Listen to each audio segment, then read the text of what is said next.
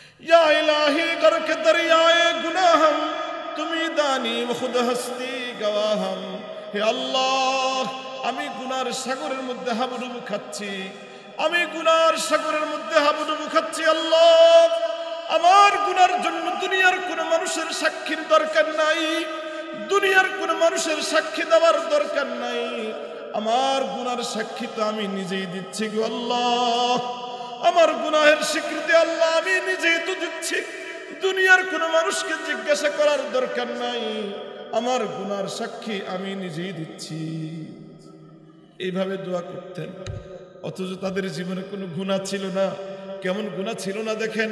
একদিন হযরত কাসিম নানতুবি রাহমাতুল্লাহি আলাইহি আসরের নামাজের তাকবীর উলা ফৌত হয়ে গেল, তাকবীর উলা ফৌত হয়ে গেছে। তাকবীর উলা শুধু পান নাই, জামাত ছুটে গেছে এমন না, জামাত ছুটে গেছে এমন না, নামাজ ছুটে গেছে এমনও না।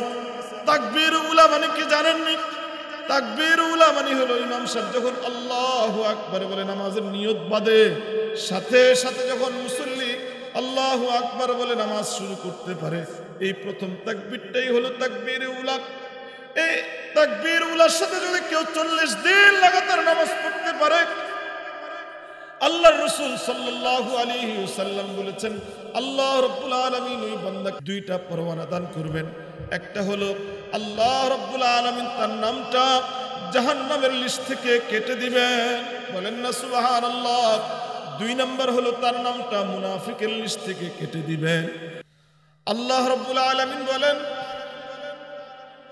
এই মিয়া কথা বলো বড় সাবধানে বলো, লিমা তাকুলুনা মা লা তাফআলুন। এমন কথা কেন বলো, এমন কথা কেন বলো যে কথার উপরে তুমি নিজে আমল করো না? এমন কথা কেন বলো যে কথার উপরে তুমি নিজে আমল করো না? এই জন্য বড় বেশি ভয় লাগে কথা এখানে বসতে পারলেই কিছু কথা বলে দেওয়া।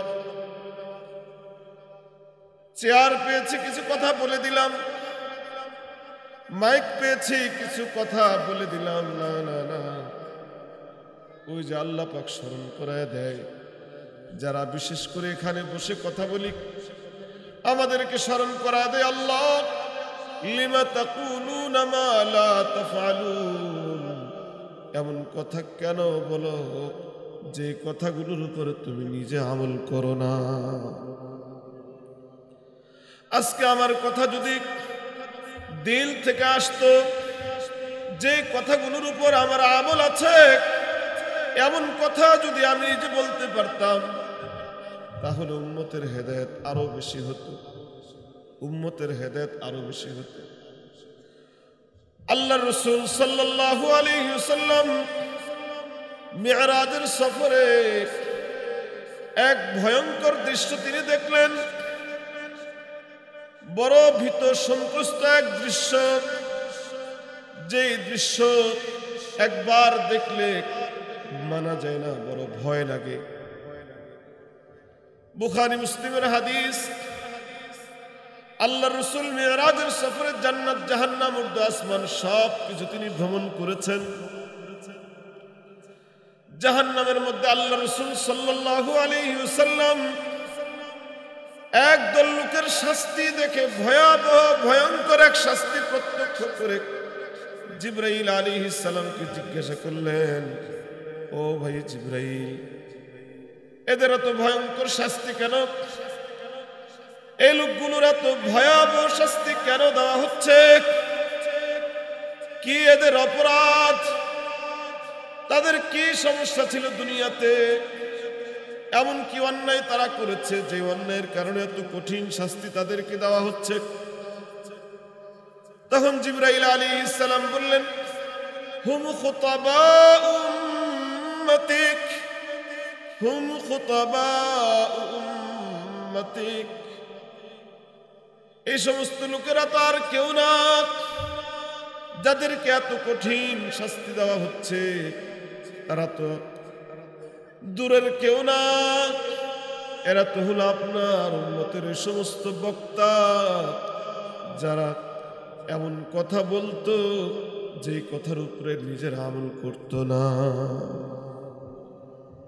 এই জন্য কথা খুব সাবধানে বলতে হবে। ভয় লাগে কথা, এমন কথা কেন বলো যেই কথার উপরে নিজে আমল করো না। এই জন্য কথাও শুনতে হবে আমলের নিয়তে, বলতেও হবে আমলের নিয়তে। আল্লাহ আমাদের তৌফিক দান করে। আখিরি মুহূর্ত, গভীর রজনী, লম্বা রাত হয়ে গেছে, শীতের রাত, কষ্ট করে বসে আছি। 29তম বার্ষিক মাহফিলের শেষ সময় চলছে। আমাদের জীবন, আমাদের একটা জীবন আল্লাহ দান করেছেন, বড় মায়ার মহব্বত করে আল্লাহ আমাদেরকে বানিয়েছেন। আমার আগের হযরত বলেছেন যে আল্লাহ বড় মায়া করে আমাদেরকে বানিয়েছেন। কিন্তু আমার আপনার জীবন কোন পথে চলছে, কোন দিকে চলছে, আমার গন্তব্য কোন দিকে, আর আমি যাচ্ছি কোন দিকে, আমার চলার পথ কোন দিকে, একটু চিন্তা করা দরকার। জীবন যেভাবে মনে চায় সেইভাবে চালানো যায় না, যেভাবে মনে চায় সেভাবেই চলছে, চলা যায় না। এই জন্যই আজকের এই মাহফিল, জীবনের আমূল এক পরিবর্তনের নিয়ত করা চাই, জিন্দেগির আমূল এক পরিবর্তন করার নিয়ত করা চাই অন্তত পক্ষে। যে জীবন যেভাবে চলছে আর এভাবে চালানো যায় না, এভাবে পাগলা ঘোড়ার মতো ছুটছে তো ছুটছে, কোথায় আমার গন্তব্য, ঠিকানা আমার কোথায়, আমার ঠিকানার দিকে আমি অগ্রসর হচ্ছি না কোন দিকে আমি যাচ্ছি, একটু চিন্তা করা দরকার। ও মেরে মুহতারাম ভাইও, আল্লাহ রাব্বুল আলামিন মন চাহি জীবন পরিচালনার জন্য আমাকে তৈরি করেন নাই। মন চাহি জীবন পরিচালনার জন্য আল্লাহ আমাকে সৃষ্টি করেন নাই। আল্লাহ আমাকে সৃষ্টি করেছেন একটা মাকসাদ নিয়ে, সেটা হলো ইল্লা লিয়াবুদুন ওয়া মা খালাকতুল জিন্না ওয়াল ইনসা ইল্লা লিয়াবুদুন আই লিয়ারিফুন। আল্লাহ বলেন আমি জিন ও ইনসান সৃষ্টি করেছি শুধুই আমার ইবাদত করার জন্য, শুধুই আমাকে চিনার জন্য, শুধুই আমাকে চিনার জন্য। কিন্তু আমার আপনার জীবনের সকালবেলা, আমার আপনার জীবনের বিকালবেলা, আমার আপনার জীবনের রাত্রিবেলা, আমার আপনার জীবনের সূর্যের আলোতে, রাতের অন্ধকারে আমার আপনার জীবনগুলো কোন দিকে কিভাবে কাটছে, কোন কাজের মধ্য দিয়ে আমার সকালবেলা কাটে, কোন কাজের মধ্য দিয়ে আমার দুপুর বেলা কাটে, কোন কাজের মধ্য দিয়ে আমার বিকাল বেলা কাটে, কোন কাজের মধ্য দিয়া রাতের অন্ধকার পাড়ি দেয়, কোন কাজের মধ্য দিয়ে রাত পাড়ি দিয়ে দিন আসে, একটু যদি চিন্তা করে দেখি, ও ভাই, ও পর্দার আড়ালের অন্তরালের, পর্দার অন্তরালের আমার মা ও বোনেরা, ও যুবতী বোনেরা, ও আমার মা ও আমার খালা, কিভাবে আমার দিন রাত 24 ঘন্টা অতিবাহিত হয়, একটু যদি চিন্তা করে দেখতাম কি পরিমাণ সময় আমি আমার আল্লাহর ইবাদতের মধ্যে কাটাই, আর কি পরিমাণ আমি আমার আল্লাহর নাফরমানির মধ্যে কাটাই, কি পরিমাণ সময়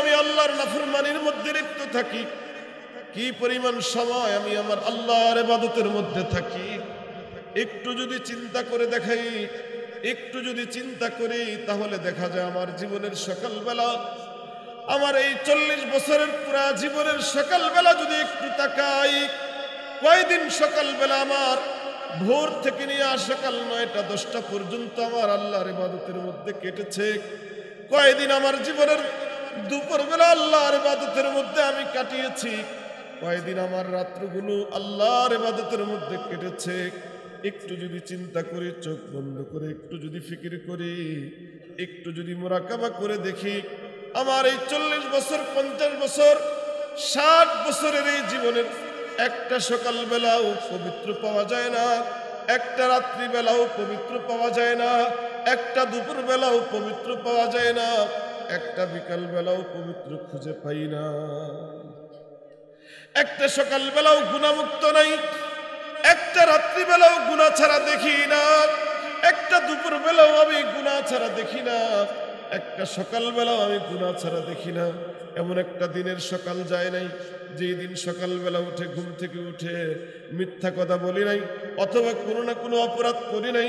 বিকাল বেলাও গুনাহ করেছি, রাতের বেলাও গুনাহ করেছি, রাতের অন্ধকারেও গুনাহ, দিনের আলোতেও গুনাহ, একাকীও গুনাহ, নির্জনেও গুনাহ, প্রকাশ্যেও গুনাহ, লুকালয়েও গুনাহ, বন্ধু বান্ধবের আড্ডাতেও গুনাহ। একাকী যখন থাকি তখন আল্লাহকে ডাকি না, তখন আমি গুনার মধ্যে লিপ্ত থাকি। যখন আমি লুকালয়ে বাজারে ঘুরি ফিরি তখন আমি কোনো না কোনো গুনাহের মধ্যে লিপ্ত। এই যে আমাদের জীবনগুলো এইভাবে কেটে যাচ্ছে, কারো জীবনের 40টা বছর পার হয়ে গেল, কারো জীবনের 60 বছর পার হয়ে গেল, কারো জীবনের 80 বছর পার হয়ে গেল। এখনো কি বুঝার সময় হয় নাই? এখনো কি একটু ভাবার সময় হয় নাই? এখনো কি একটু ফিরে আসার সময় হয় নাই? এখনো কি অনুতপ্ত অনুশোচনাগ্রস্ত হওয়ার সময় এখনো হয় নাই? এখনো কি সময় হয় নাই? এখনো কি সময় হয় নাই? ফিরে আসার সময় কি এখনো হয় নাই? এখনো কি আল্লাহর দিকে ফিরে আসার, রুজু করার সময় কি এখনো হয় নাই? আর কতদিন, আর কত কাল, আর কত বছর এভাবে চলবে? আর কততম মাহফিল হলে, আর কত বছর বয়ান শুনলে আমার জীবনের পরিবর্তন হবে? 29 বছর বয়ান শুনে পরিবর্তন করতে পারলাম না। আগামী বছর বেঁচে থাকবো তার কোনো গ্যারান্টি নেই। আগামী বছর আবার কোনো মাহফিল বয়ান শুনতে পারবো তার তো কোনো গ্যারান্টি নাই। এই জন্য আজকের মাহফিলে সিদ্ধান্ত নিতে হবে, বন্ধু, এই 29তম মাহফিলে আমার জীবনের একটা আমূল পরিবর্তন আমি করতে চাই। জীবনে যত গুনাহ করেছি, জীবনে যত অন্যায় করেছি, আজকে সিদ্ধান্ত নিতে হবে আর কোনো গুনাহ আমি করতে চাই না, আর সামনে গুনাহের দিকে আর অগ্রসর হতে চাই না। জীবনটাকে এক পবিত্র জীবন বানাইতে চাই, এক পবিত্র দিলওয়ালা নিজেকে করতে চাই। প্রস্তুত আছে ইনশাআল্লাহ? সবাই রাজি আছে ইনশাআল্লাহ? জীবনের সমস্ত গুনাহ থেকে তওবা করার ইচ্ছা আছে আমাদের। আল্লাহ আমাদের তৌফিক দান করেন। জীবন আমূল পরিবর্তন করা চাই। বয়ান শোনা আমাদের মাকসাদ না, আমলে পরিণত করা, জীবনটাকে আমল দিয়ে সাজানো হলো আমাদের জীবনের বড় মাকসাদ।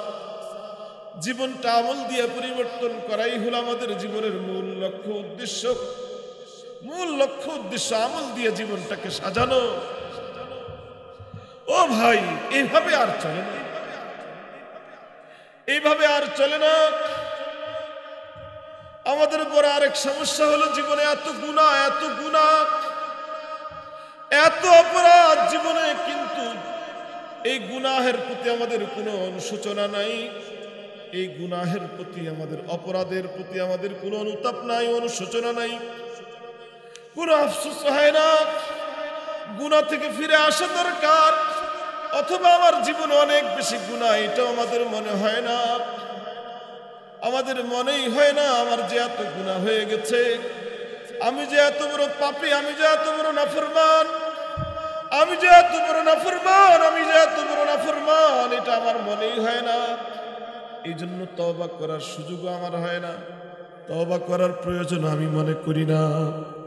অথচ আমাদের প্রিয় নবী মুহাম্মদুর রাসূলুল্লাহ, সবাই বলেন সাল্লাল্লাহু আলাইহি ওয়াসাল্লাম, বুখারী শরীফের হাদিস, আল্লাহর রাসূল সাল্লাল্লাহু আলাইহি ওয়াসাল্লাম আল্লাহর কসম করে বলেন, ওয়াল্লাহি ওয়াল্লাহি, আল্লাহর কসম করে বলেন, ইন্নী লা আস্তাগফিরুল্লাহ।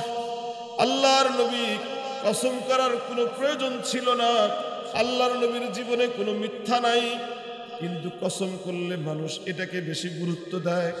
এটা বোঝানোর জন্য আল্লাহ রাসূল 3 জায়গায় তিনটা শব্দ এখানে ব্যবহার করেছেন। ওয়াল্লাহি, আল্লাহর কসম, ইন্নী, নিশ্চয়ই নিশ্চয়ই, লা আস্তাগফিরুল্লাহ, আবার আস্তাগফিরু, শুরুতে লা শব্দ এনেছেন।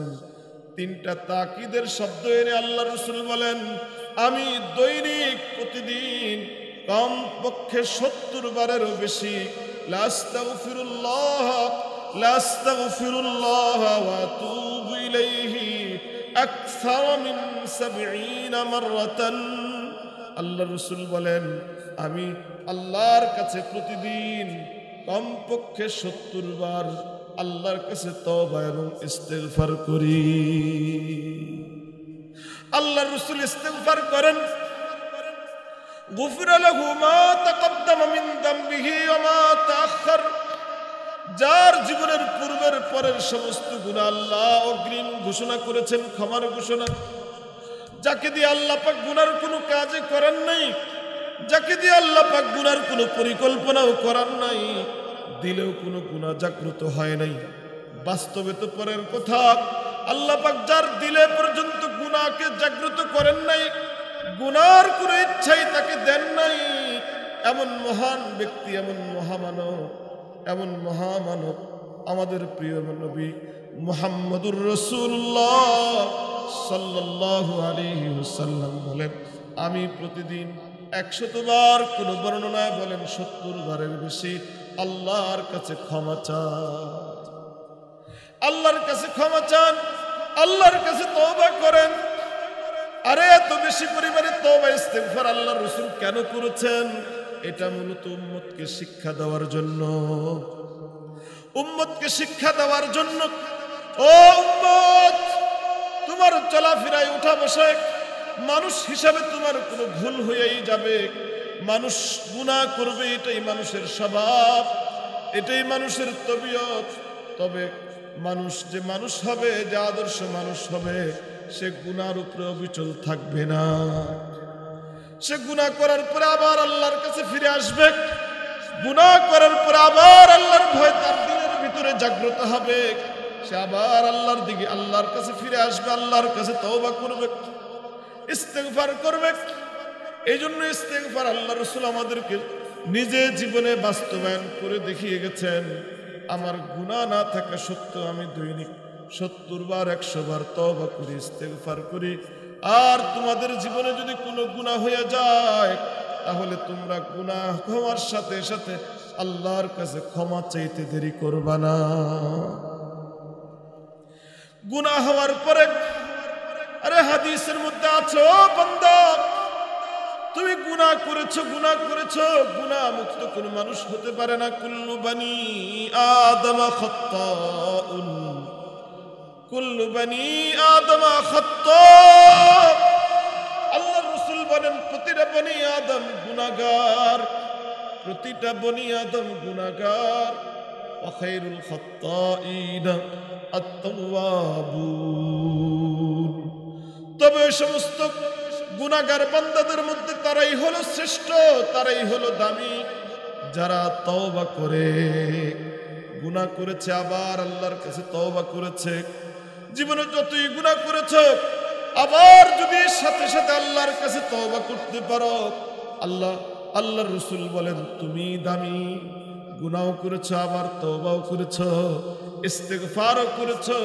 তাহলে যে গুনাহও করে না, ইস্তেগফারও করে না, তার চেয়েও তোমার মান, তোমার মর্যাদা আল্লাহর কাছে বেশি। তোমার গুনাহ হয়েছে, আবার আল্লাহর ভয়ে তুমি আল্লাহর দিকে ফিরে এসেছো। গুনাহ হবে, চলতে ফিরতে উঠতে বসতে মানুষ গুনাহ মুক্ত থাকতে পারবে না।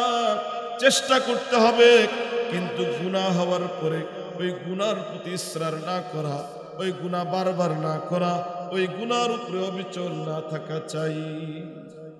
কিন্তু আমার আপনার বড় আফসোসের বিষয় হলো, আজকে জীবনে এত গুনাহ করেছি, এত গুনাহ।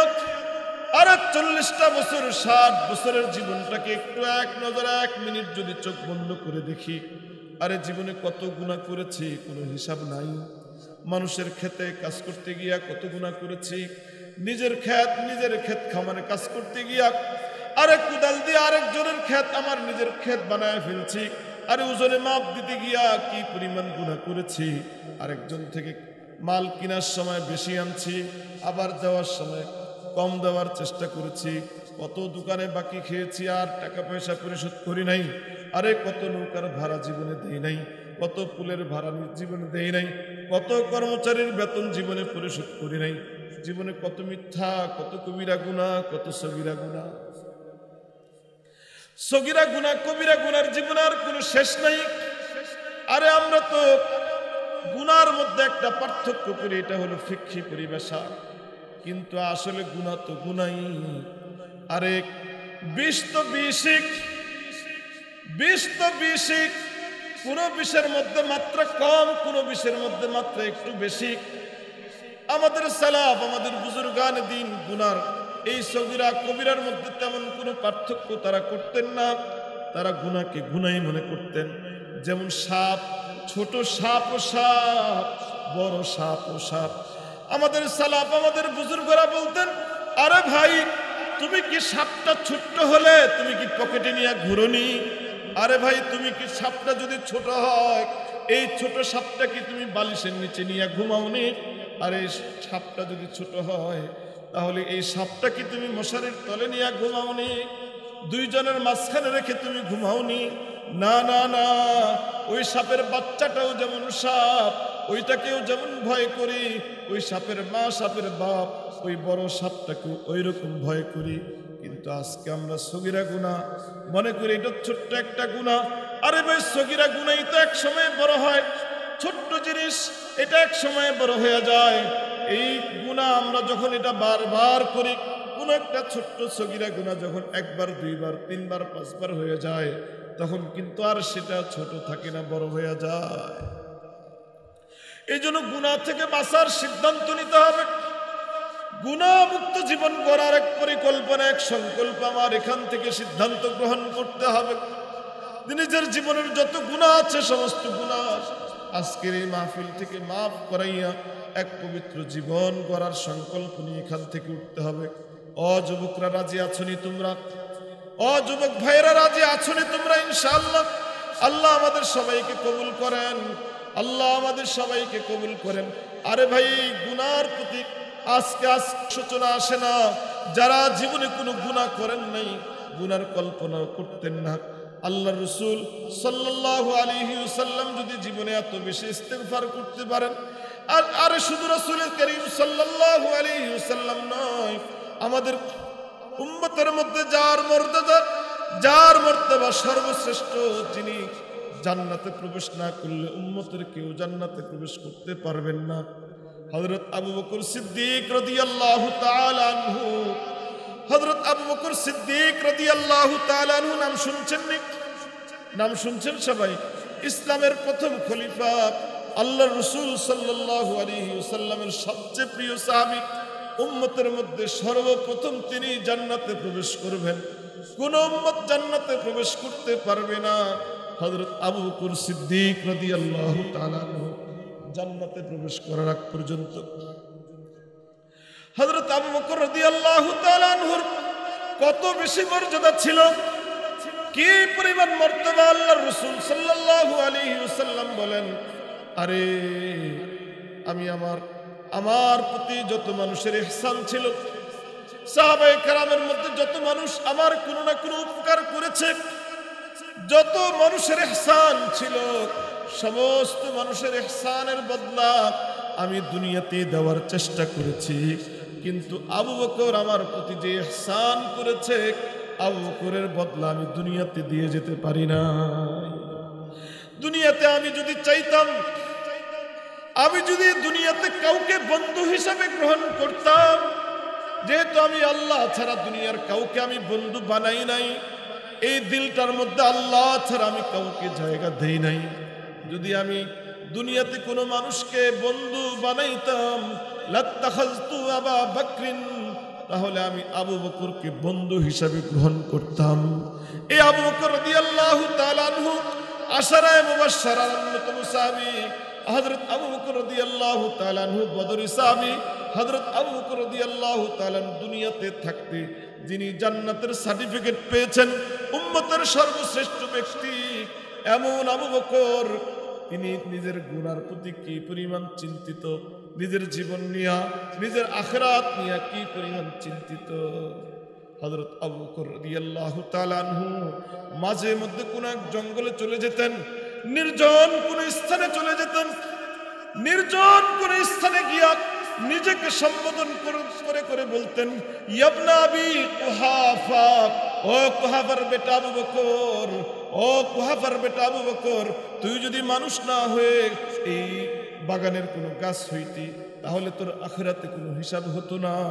তুই যদি কোনো পশু পাখি হয়ে যাইতি তাহলে তোর তো কোনো চিন্তা ছিল না। তুই মানুষ হইলি আর এত বড় পাপী তাপী হইলি, তুই তো হিসাব দিয়ে পার পাবি না। ইবনে আবি কুহাফা, ও আবু কুহাফার বেটা আবু বকর, তুই যদি মানুষ না হইয়া গাছের পাতা হইতি, লতা হইতি, তাহলে তোর তো কোনো হিসাব নিকাশ দেওয়া লাগতো না, কিন্তু আজকে আমার হিসাব দেওয়া লাগবে। আবু বকরের মতো ব্যক্তি হিসাব দেওয়া নিয়ে চিন্তিত। হযরত উমরের মতো ব্যক্তি, হযরত উমরে ফারুক রাদিয়াল্লাহু তাআলা আনহুর মতো ব্যক্তি, আরে হযরত উমর ফারুক রাদিয়াল্লাহু তাআলা আনহুর মর্যাদা আল্লাহর রাসূল বলেন, লাউ কানা বাদি নবিয়্যুন লাকানা উমর, আরে আমার পরে যদি কাউকে আল্লাহ পাক নবী বানাইতেন তাহলে আল্লাহ পাক রব্বুল আলামিন হযরত উমরকে নবী বানাইতেন। আমার পরে যদি কেউ নবী হইতো, আমার পরে যদি কেউ নবী হইতো তাহলে কি বোঝা যায়? আমার পরে যদি কেউ হইতো তাহলে কে হতো বলেন? কে হতো বলেন? সবাই মুখ খুলে বলেন। হযরত উমর। এখান থেকে আরেকটা কথা বোঝা যায়, আল্লাহর রাসূলের পর আর যেহেতু কেউ নবী হবে না, তাই হযরত উমরের নবী হওয়ার কোনো সুযোগ নাই। হযরত উমরের নবী হওয়ার সুযোগ নাই। পরবর্তীতে আর কিয়ামত পর্যন্ত কোনো মানুষের নবী হওয়ার সুযোগ নাই। এই রাস্তা আল্লাহ রাসূল বন্ধ করে দিয়ে গেছেন, ওইদিকে যাওয়ার সময় নাই। হযরত উমর ফারুক রাদিয়াল্লাহু তাআলা আনহুর মতো ব্যক্তি, ইসলামের দ্বিতীয় খলিফা, আমিরুল মুমিনিন, যার সম্পর্কে আল্লাহর রাসূল বলেন, আমার পরে যদি কেউ নবী হইতো, নবীর চেয়ারে যদি কেউ বসতো, নবুয়তের মেজাজ আল্লাহ পাক হযরত উমরকে দান করেছিলেন, কিন্তু আমার পরে যেহেতু নবুয়তের দরজা বন্ধ, এই জন্য হযরত উমর নবী হয় নাই। এমন ব্যক্তি যার বাড়িটা জান্নাতের বাড়িটা, আল্লাহ রাসূল বলেন, আমি নিজের চোখে জান্নাত ভ্রমণের সময় উমরের বাড়িটা আমি নিজে চোখে দেখে এসেছি। জান্নাতে যার আলিশান বাড়িটা আমি নিজের চোখে দেখে এসেছি।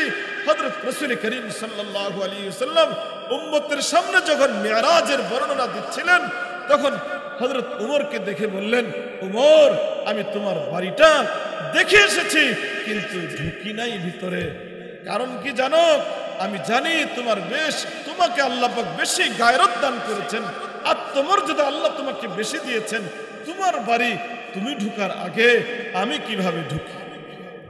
এত বড় সাহাবী, এত বড় সাহাবী,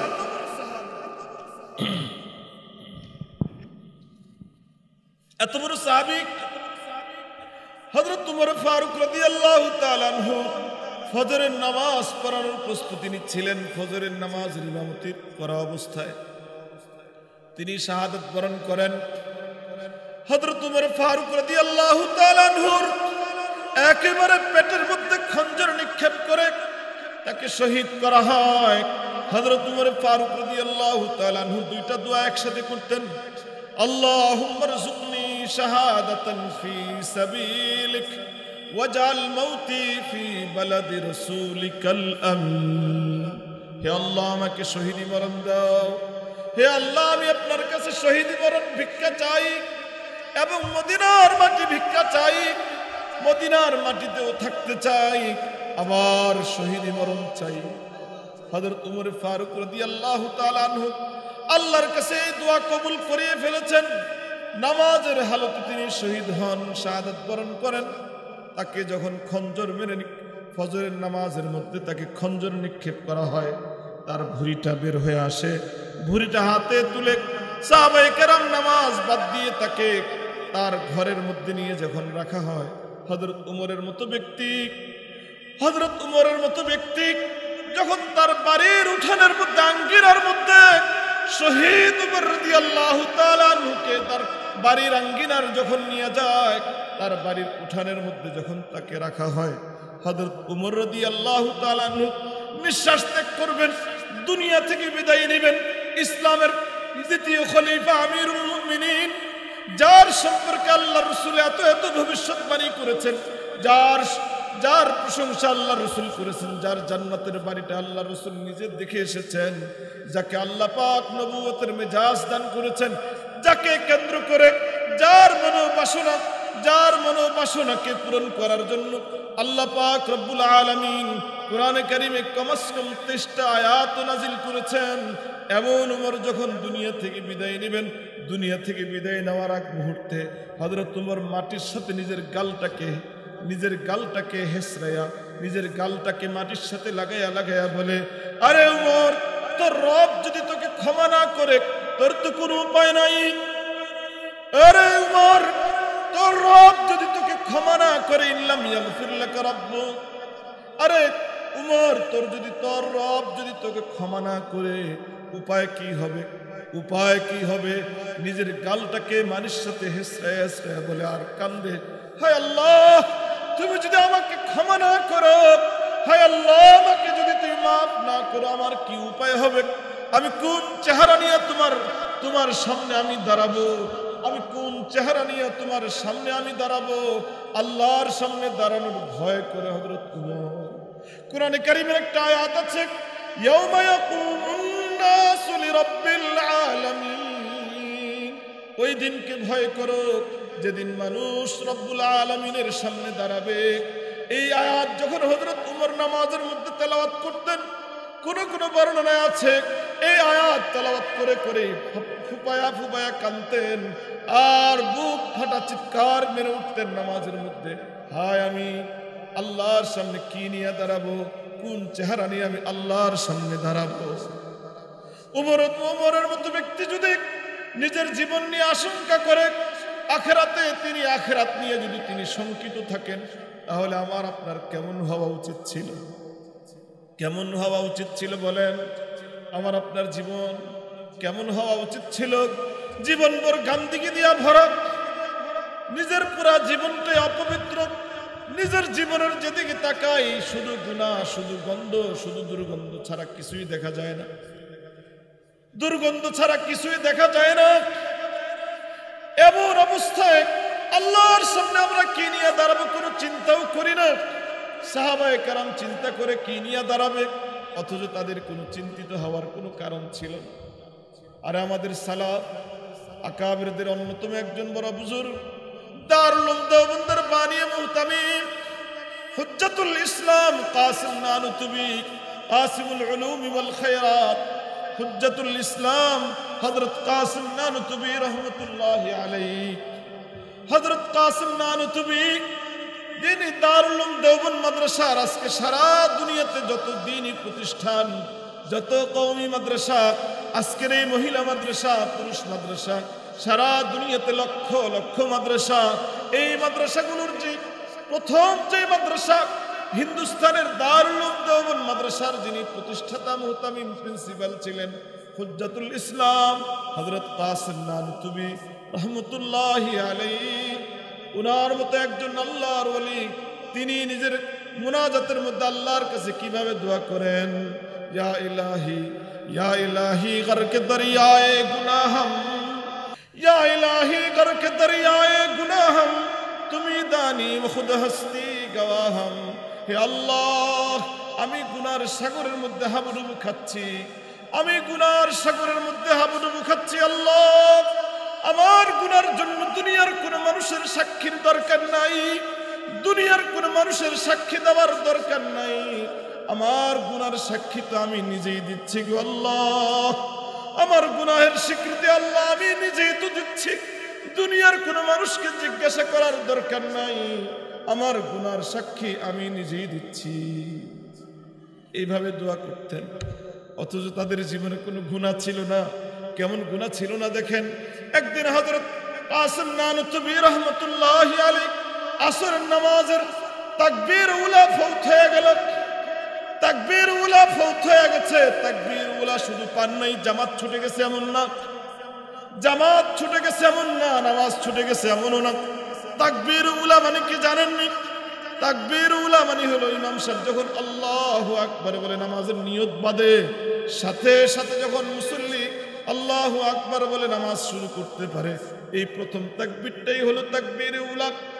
এই তাকবীর উলার সাথে যদি কেউ 40 দিন লাগাতার নামাজ পড়তে পারে, আল্লাহর রাসূল সাল্লাল্লাহু আলাইহি ওয়াসাল্লাম বলেছেন আল্লাহ রাব্বুল আলামিন ওই বান্দাকে দুইটা পরওয়ানা দান করবেন। একটা হলো আল্লাহ রাব্বুল আলামিন তার নামটা জাহান্নামের লিস্ট থেকে কেটে দিবেন, বলেন না সুবহানাল্লাহ। দুই নাম্বার হলো তার নামটা মুনাফিকের লিস্ট থেকে কেটে দিবেন। হযরত কাসিম নানুতুবি রহমতুল্লাহি আলাইহি একদিন আসরের নামাজের তাকবীর উলা তার ফৌত হয়ে যায়। তাকবীর উলা ফৌত হয়ে যাওয়ার পরে নামাজ শেষ, আসসালামু আলাইকুম ওয়া রাহমাতুল্লাহ, আসসালামু আলাইকুম ওয়া রাহমাতুল্লাহ বলে যখন ইমাম সাহেব সালাম ফিরালেন, সালাম ফিরানোর সাথে সাথে হযরত কাসিম নানুতুবি বেহুশ হয়ে গেলেন। বেহুশ হয়ে যাওয়ার পরে মাদ্রাসার উস্তাদ, ছাত্র, মুসল্লি সকলেই বড় পেরেশান। মাদ্রাসার প্রিন্সিপাল কাসিমুল উলুম ওয়াল খায়রাত, এত বড় একজন ব্যক্তি বেহুশ হয়ে গেছে, হুশ ফিরে আসে না। সবাই পেরেশান, কেউ মাথায় পানি দেয়, কেউ ফু দেয়, কেউ হাতে পায়ে তেল মাখা শুরু করছে। কিন্তু জানে এই রোগের কারণ কি, এটা তো খাদেম ভালো জানে। তার যে পিএস, তার যে খাদেম ছিল হযরত কাসিম নানুতুবি রহমতুল্লাহি আলাইহির খাদেম এসে বললেন কোনো চিকিৎসার প্রয়োজন নাই, কোনো ওষুধের প্রয়োজন নাই, মাগরিবের আজানটা দিতে দেন, সাথে সাথে সুস্থ হয়ে যাবে। কারণ হলো তিনি ওই যে তাকবীর উলাটা তার মিস হয়ে গেছে, যেটার কষ্ট তিনি সহ্য করতে না পেরে তিনি বেহুশ হয়ে গেছেন। কাসিম নানুতুবি রহমতুল্লাহি আলাইহির মতো ব্যক্তি যার জীবনে একবার তাকবীর উলা ফৌত হওয়ার কারণে বেহুশ হয়ে যায়, এমন ব্যক্তি বলে ইয়া ইলাহি গরকে দরিয়ায়ে গুনাহম, ইয়া ইলাহি গরকে দরিয়ায়ে গুনাহম, তুমি দানি খুদ হস্তি গওয়াহম। গুনাহের সাগরের মধ্যে হাবুডুবু খাচ্ছি গো আল্লাহ, আমার গুনার জন্য দুনিয়ার কোনো মানুষের সাক্ষীর দরকার নাই, দুনিয়ার কোনো মানুষের সাক্ষীর দরকার নাই, আমি আমার গুনার সাক্ষী হিসাবে যথেষ্ট।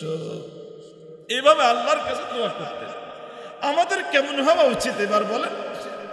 অথচ গুনার কোনো অনুশোচনা আমার আপনার ভিতরে নাই। একটা না, জীবনে হাজার হাজার গুনাহ করে যাচ্ছি, কোনো অনুতাপ, কোনো অনুশোচনা আমাদের ভিতরে জাগ্রত এখনো পর্যন্ত হয়নি। অথচ দুনিয়াতে আমরা গুনাহ করি, এই গুনার কিন্তু আল্লাহ পাক সাক্ষী বানায় রাখতেছেন।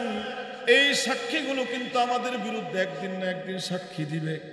আল্লাহ রাব্বুল আলামিন এক একজন মানুষের পিছনে 7টা 8টা সাক্ষী বানায় রাখছেন। আরে মানুষ, তুমি যেখানেই গুনাহ করো না কেন, দুনিয়ার যেই প্রান্তে তুমি গুনাহ করো না কেন, যেই জমিনে, যেই জঙ্গলে, যেখানে গিয়া যত অন্ধকারের মধ্যে তুমি গুনাহ করো না কেন, আল্লাহ পাক রব্বুল আলামিন আমার এক একটা গুনার পিছনে 8টা করে সাক্ষী রাখবেন। 8টা করে সাক্ষী তৈরি করে রেখেছেন।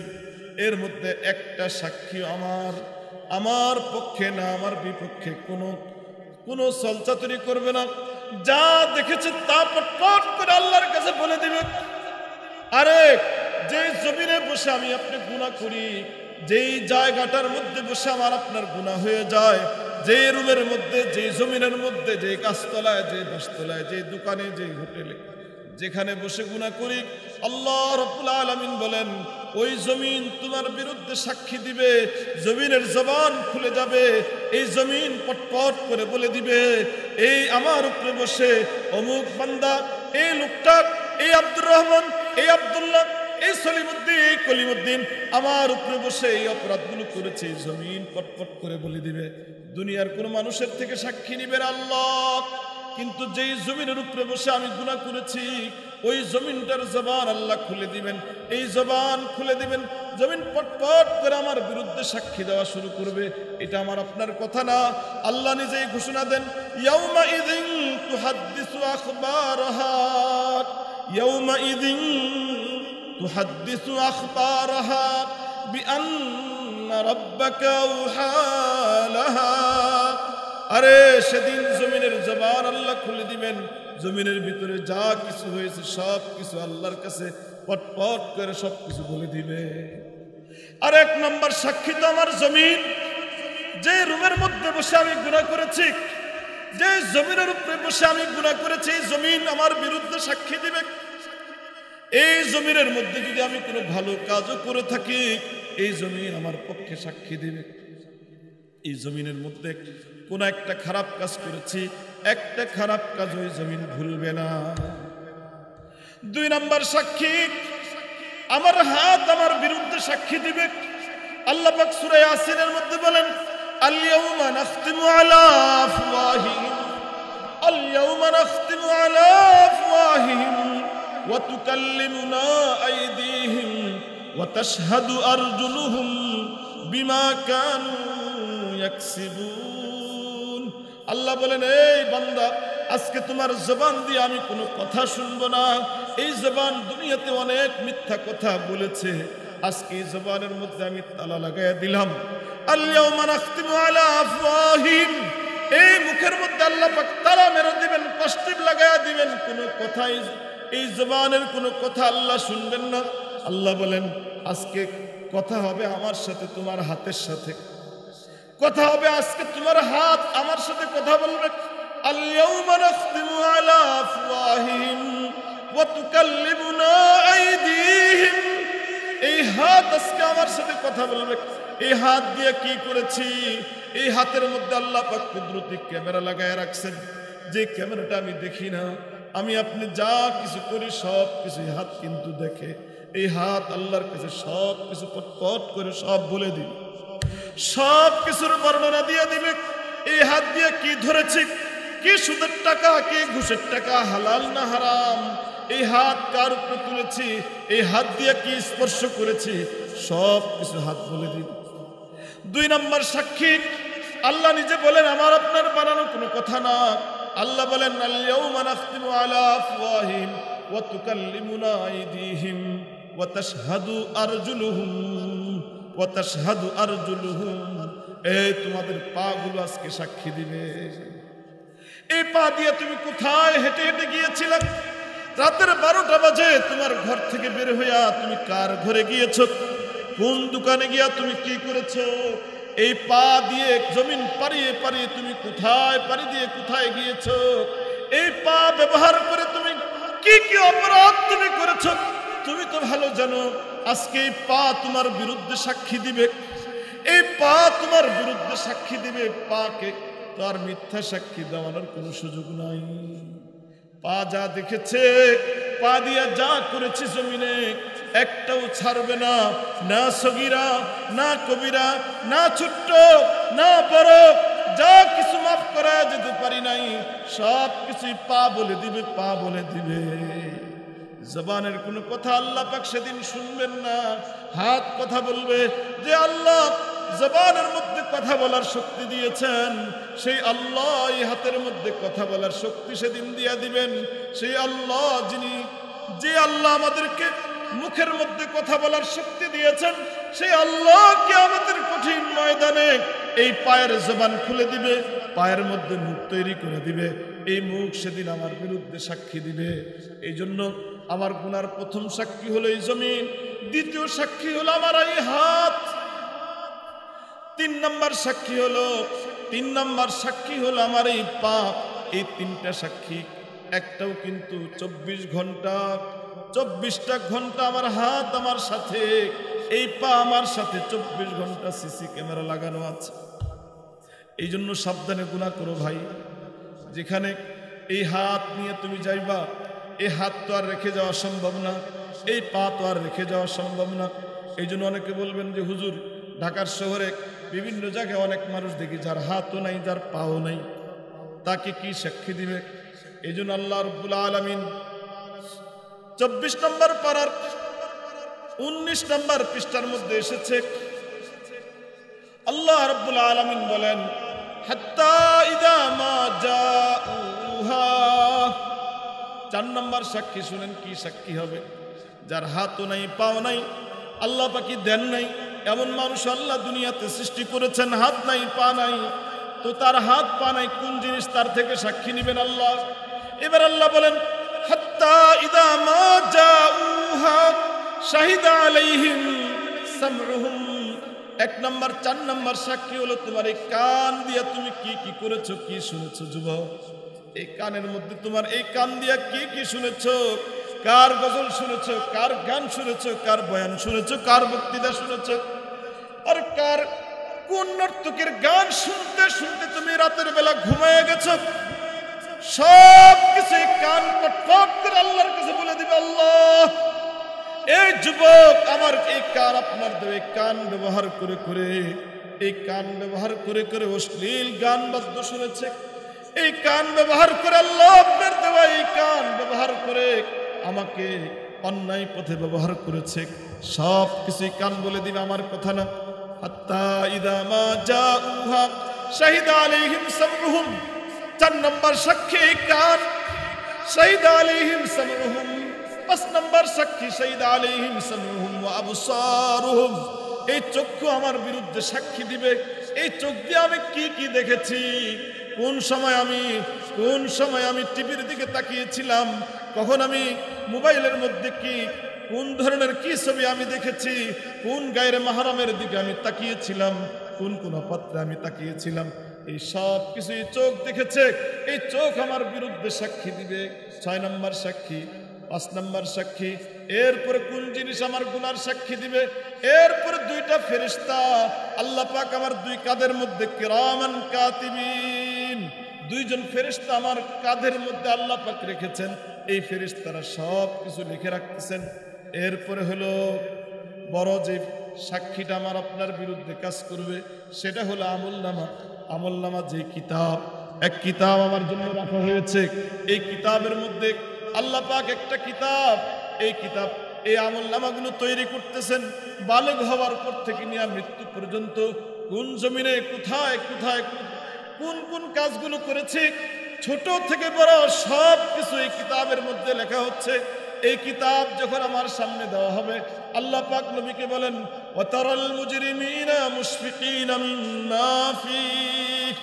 হে রাসূল, হে নবী, আপনি দেখবেন যখন আপনার সামনে উম্মতের সামনে কিয়ামতের দিন আমলনামা রাখা হবে, কিতাবটা যখন রাখা হবে, তখন আপনি তাদেরকে ভীত সন্ত্রস্ত অবস্থায় পাবেন। ভীত সন্ত্রস্ত অবস্থায় পাবেন। তারা এই কিতাব দেখে বড় ভীত শঙ্কিত হয়ে যাবে, আর বলবে ইয়াকুলুনা ইয়া ওয়াইলাতানা মা লিহাদাল কিতাব লা ইউগাদিরু সাগীরাতান ওয়ালা কাবীরাতান ইল্লা আহসাহা। তারা বলবে, হায় এটা আবার কেমন কিতাব, যে কিতাবের মধ্যে না ছোট না বড়, না সগীরা গুনাহ না কবিরা গুনাহ, না রাতের গুনাহ না অন্ধকারের গুনাহ, না দুপুরের গুনাহ না সকালের গুনাহ, কোনো কিছুই দেখি বাদ দেওয়া হয় নাই। আল্লাহ আমাদেরকে হেফাজত করে।